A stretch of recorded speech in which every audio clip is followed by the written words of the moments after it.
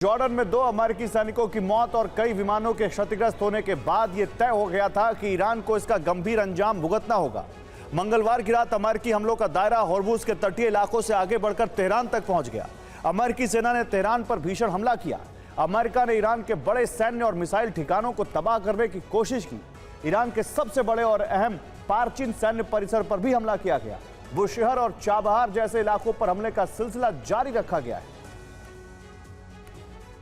और पार्चिन सैन्य परिसर तेहरान से करीब 30 किलोमीटर की दूरी पर है। यहां परमाणु और हथियारों के रिसर्च सेंटर के अलावा रॉकेट और मिसाइल का प्रोडक्शन भी होता है।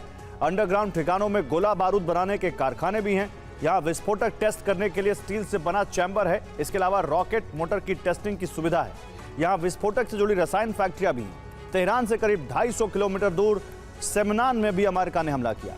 सेमनान में ईरानी सेना का बड़ा ठिकाना है। सेमनान में मिसाइल लॉन्चर्स की तैनाती रहती है। सेमनान में मिसाइलों के कई गोदाम भी हैं। अमेरिकी सेना ने यहां ईरान की नेवी को टारगेट किया। IRGC के ठिकानों पर भी बमबारी की गई।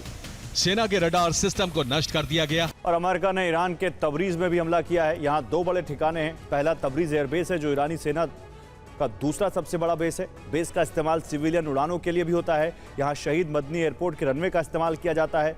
एयरबेस पर ईरानी लड़ाकू विमानों का हैंगर है। हमले के वक्त ईरान के कई एयर डिफेंस यहाँ मौजूद थे। तबरीज मिसाइल बेस भी है। यहाँ ईरान का अंडरग्राउंड मिसाइल ठिकाना है। मिसाइलों की लॉन्चिंग के लिए अंडरग्राउंड साइलो भी मौजूद है। इस बेस पर शहाब मिसाइलों को रखा गया है। तबरीज से ईरानी सेना मिसाइलें दाग रही थी और अरब देशों पर हमले कर रही थी। कबूतराहंग काउंटी में ईरान की वायुसेना का शहीद नोज एयरबेस है। शहीद नोज एयरबेस पर बॉम्बर और लड़ाकू विमानों की तैनाती है। शहीद नोज एयरबेस पश्चिमी ईरान की हवाई सुरक्षा का केंद्र भी है।